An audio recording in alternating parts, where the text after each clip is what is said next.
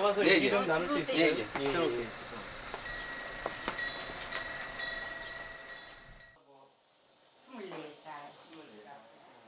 올해 82살의 김덕순 할머니. 이때가 몇 살 때 아드님? 큰아들 사진을 늘 품고 다닙니다.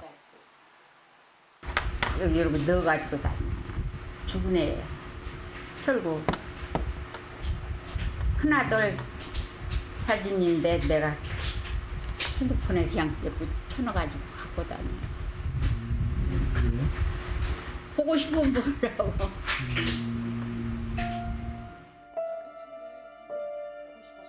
39년 전 아들은 해양경찰 전경으로 입대했습니다. 남한테 선전 거시기도 안 해보고 그러네. 원래 착하고 부모한테도 효자고. 착했던 아들은 1980년 1월 경비정이 침몰하면서 실종됐습니다. 나라에서 어쩌고 나라에서 건져주실라는지 누가 건질라는지 모르나 건져주셨으면 뭐라고 말할 수가 없이 고맙죠.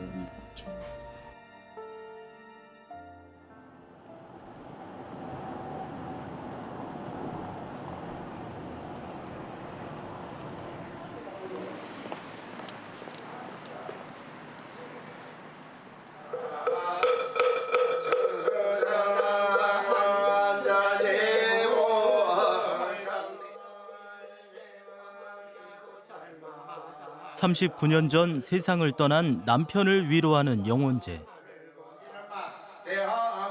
마른 줄 알았던 눈물이 다시 쏟아집니다.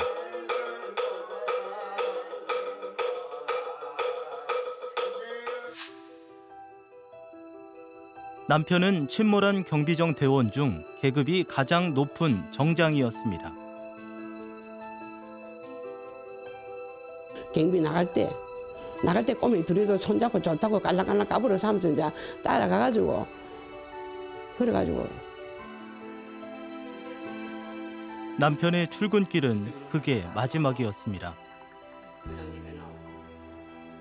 사모님 지금 치료증이 지금 무전이 안 된다 비더. 그래 왜 무전이 안 된다더라. 그러자마자 막 부두에 막 사이렌 불고 막 부두에 막 난리가 났더라고 얘.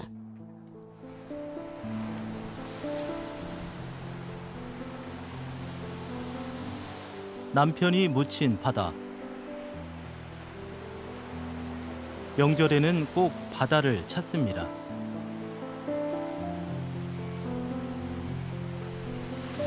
바다가 산수 아닙니까? 바다가. 이제 일반 사람들은 산소에 무덤이 있지만은 우리는 산소 무덤이 없다 아닙니까? 그렇게 바다가 산소 아닙니까? 남편의 죽음이 아직도 믿기지 않습니다. 죽었는지 살았는지 뭐 눈이 안 보니까 그거를 모르잖아요. 진짜 물에 있는지 참 우리 딸님 말마다 이북에 끌려 가봤는지 뭐 저거를 사고를 딱 해서도 사람 마음이 안 그렇습니까? 아유 너무 억울합니다. 너무 억울해. 너무 억울해.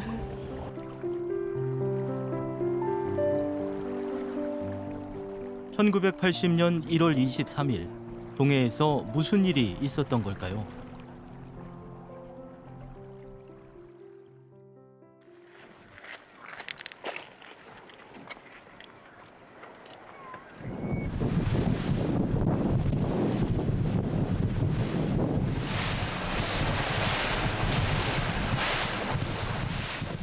(38도)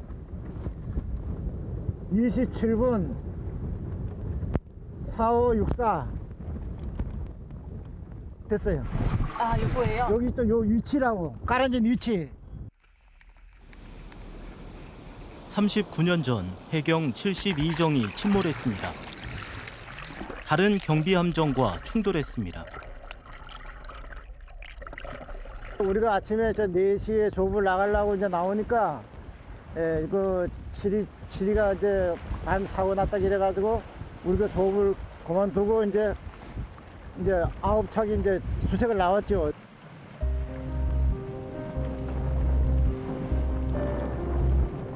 대원 17명이 전원 실종됐습니다.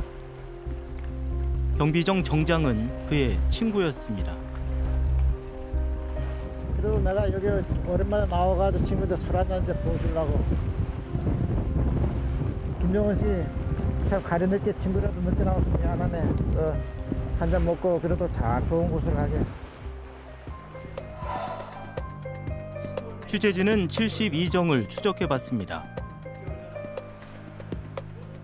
정보 공개를 청구했지만 해경은 너무 오래전 일이라 관련 기록이 전혀 없다고 했습니다. 72정이 어떤 경비정인지 영상은 물론 사진도 없다고 전해왔습니다. 남은 건 유족들의 사진 몇 장뿐. 72정을 배경으로 한 대원들의 모습과 선명인 숫자 71을 써넣는 사진 등입니다.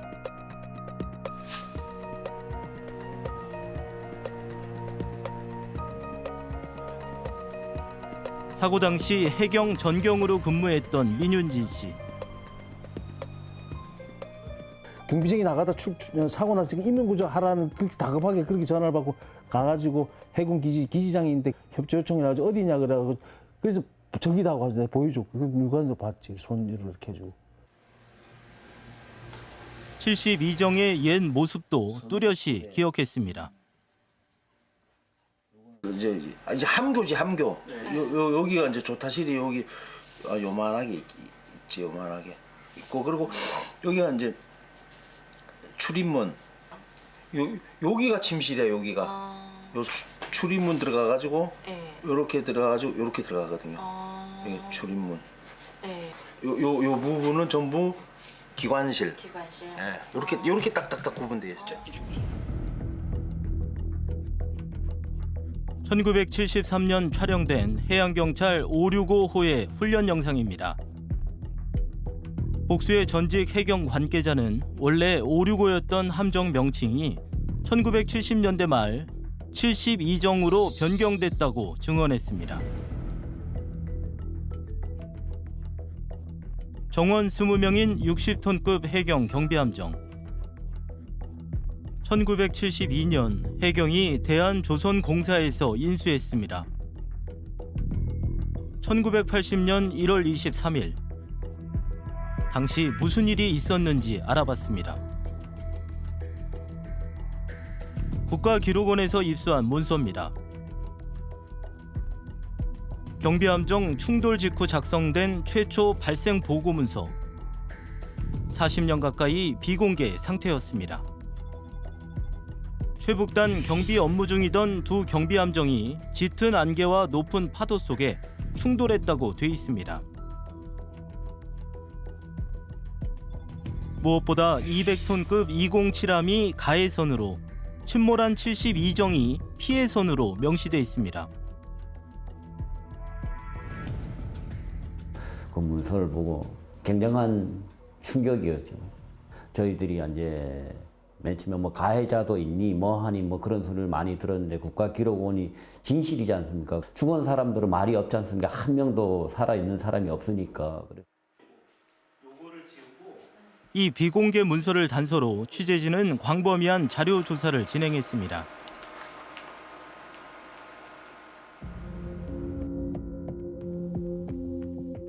그리고 당시 수사 기록 일체를 확보했습니다. 해경이 1980년 4월 9일 검찰에 송치한 수사 기록입니다.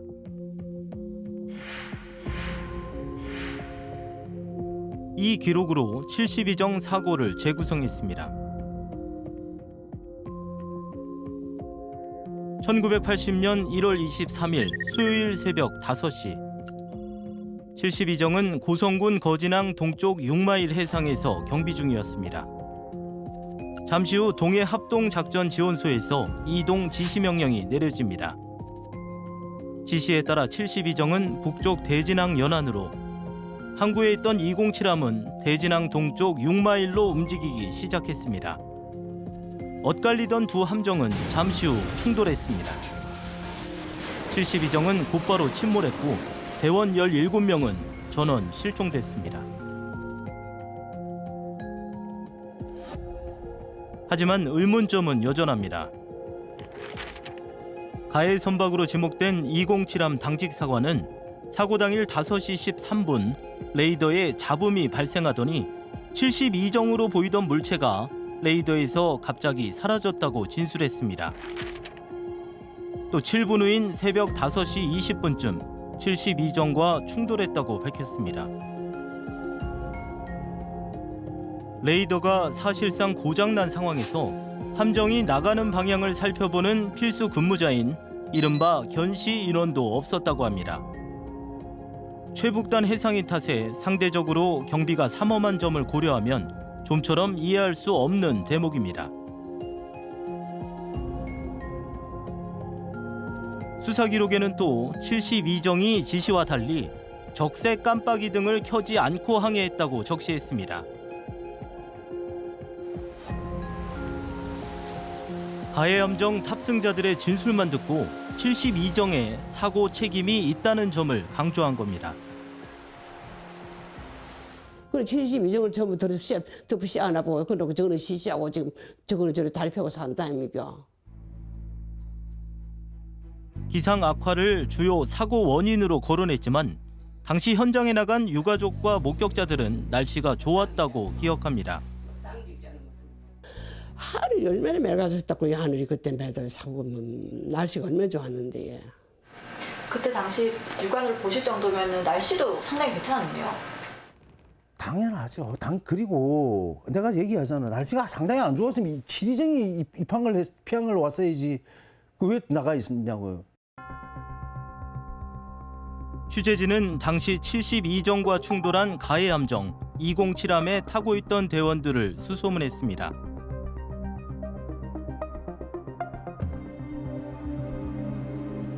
부산에 거주하고 있는 당시 해경 대원을 찾아갔습니다. 어렵사리 전화 연락이 됐지만 그는 취재진을 만나지 않겠다고 했습니다. 너무 오랜 시간이 흘렀고 다시 기억하고 싶지 않다고 했습니다.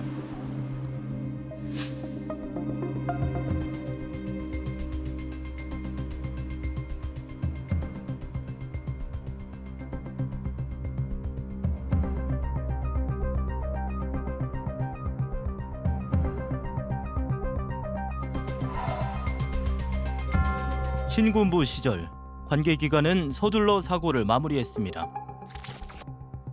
72정 침몰 이후 일주일도 안 돼 서둘러 연결식이 치러졌습니다. 대원 17명은 전원 실종된 상태. 수색 작업도 끝나지 않았지만 시신 없는 연결식이 진행됐습니다. 신속하게 했어요. 굉장히 빠르게 했어요. 한 3일 만에 바로 3일 날 아침에 바로 했으니까 뭐 되게 빨리 끝났죠 이게. 제가 속초에 이틀 밤 잤으니까. 언론도 철저히 통제됐습니다. 17명이나 실종됐지만 신문은 물론 방송도 관련 소식을 전하지 않았습니다.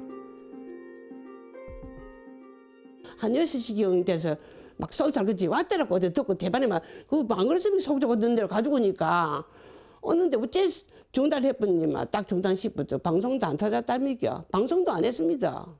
신문도 완전히 개죽음 해버지. 신문에도 안 나오고. 신문도 안 났지.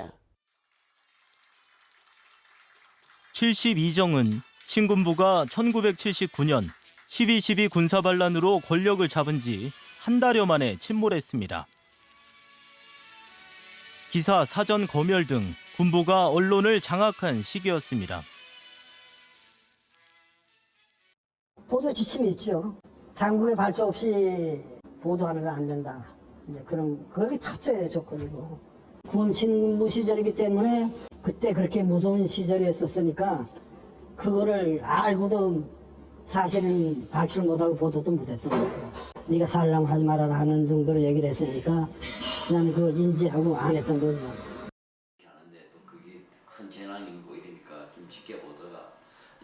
현장을 찾은 유족들도 철저히 분리했습니다. 유족들의 반발 등 집단 행동을 차단한 겁니다.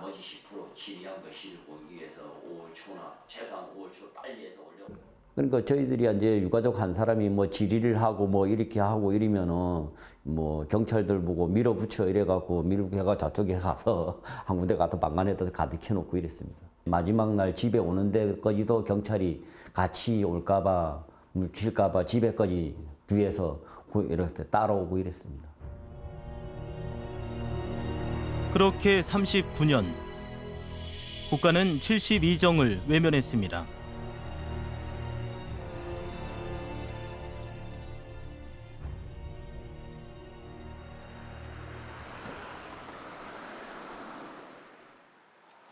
국가는 2018년 6월 유족들은 십시일반 돈을 모으기로 했습니다. 대책이 나오세요. 아니 그냥 말씀해 주세요. 위원장 민간 업체에 침몰한 72정 탐색을 의뢰했습니다. 해경에 군안 작업 신고서도 제출했습니다. 일단은 유가족 입장에서는 찾아놓고 보자. 배를 찾은 후에 뭐 인양을 할 수 있는지 검토한다 이래서 민간 업체에서 큰 찾는데 비용이 많이 안 든다 그래서 십시일반 유가족들이 모금을 했습니다. 그런데 해경이 갑자기 72정 탐색을 돕겠다고 합니다. 하지만 일주일여 뒤 해경은 입장을 번복했습니다. 다른 침몰 선박과의 형평성 문제 등으로 72정을 찾지 않겠다는 겁니다. 형평성이 안 맞아서 그렇다. 맨 처음에 내부 결정이 난 걸로 알고 있는데 또 위에서 지시가 내려와서 모아해 주겠다고 저희는 와서 뭐 무릎을 꿇겠다고 하는데 이건 아니지 않습니까? 이러는 사이 유족들의 자체 탐색 계획도 무산됐습니다. 유족들이 민간 분들하고 협의를 해서 수색을 하겠다고 그랬는데 그때 해경 측에서 수색을 하겠다. 우리가 해경이 수색을 하겠다 그래가지고 다들 박수 치면서 민간 부분들한테 안 해도 된다고 그냥 그분들 가셨어요. 네? 그런데 다시 해경에서 입장을 번복하는 바람에 그 민간 조사가 이루어지지 못했어요. 그래서 여러 가지 많은 검토를 했는데 지구부에서도 고민이 참 많았습니다. 근데 저희들이 이제 공감대라는 표현은 국민들의 여론이 우선 이 문제는 돈이 들더라도 인양을 해야 됩니다. 이런 좀 국민적인 여론이 좀 있고 또 예산이 확보가 되고 그래야지 우리가 할 수 있지.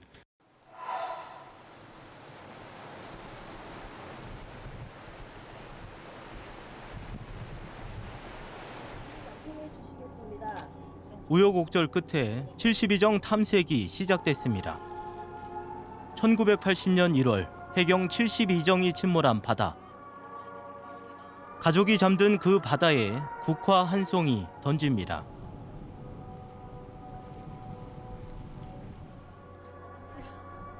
(39년) 넘게 기다린 82살 노모는 눈물이 멈추지 않습니다.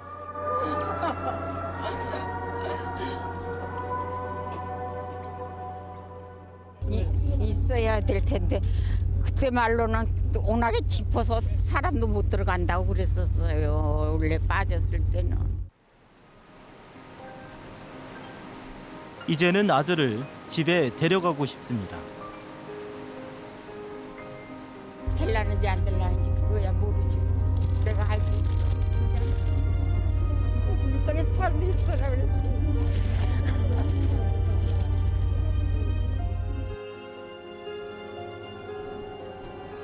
저마다 가족을 가슴에 묻고 살아왔습니다.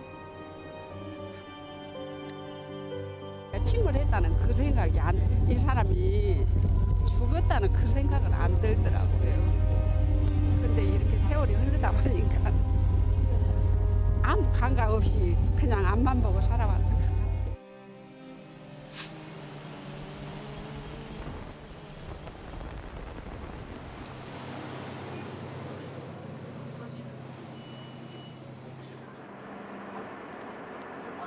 해경 1200톤급 잠수 지원함.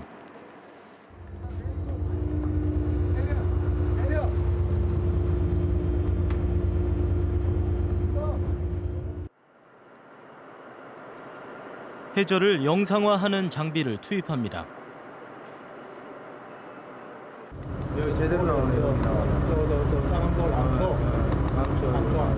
캡처에다 캡처. 이상한 거 있으면은 캡처해갖고. 면친 천전입니다. 천전. 해경 잠수 지원함에 이어 한국해양과학기술원 이어도호가 투입됐습니다.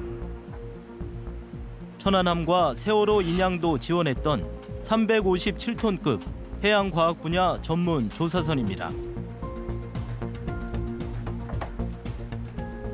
앞서 해경이 포착한 의심 물체를 정밀 탐색했습니다. 안정화됐고, 네, 안정화됐습니다. 안정화됐고 6m. 바닷속을 영상화하는 장비를 수중 약 100m 지점까지 내린 상황. 만약에 배가 있다 그러면 그거밖에 나오기 시작했습니다. 포착된 바닷속 의심 물체와 72정의 설계 도면을 비교했습니다. 72정과 구조와 규모 등이 매우 유사합니다.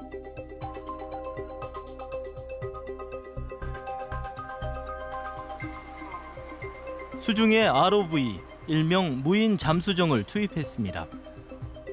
그물로 덕지덕지 이제 덮여 있는 그런 상태입니다. 특히 그러니까 함수, 배 앞쪽이 굉장히 많아요.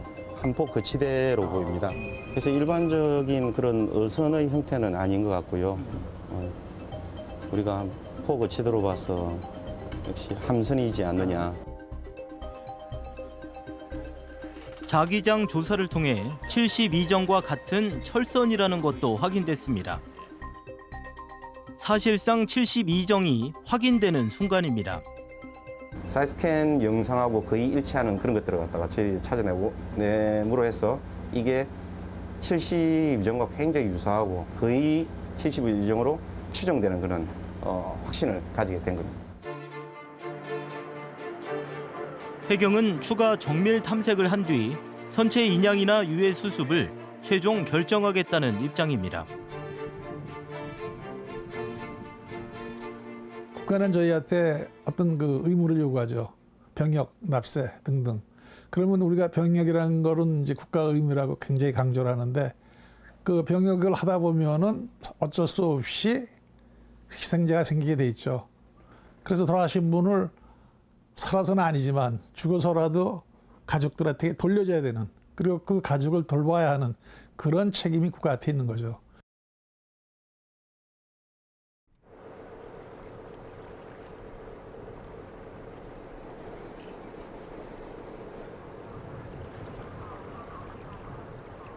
그러면 조도장 회의 수역 조문은 오후 5시 30분에 공정 자연에서 실시할 예정입니다. 선배들이 묻힌 최북단 바다.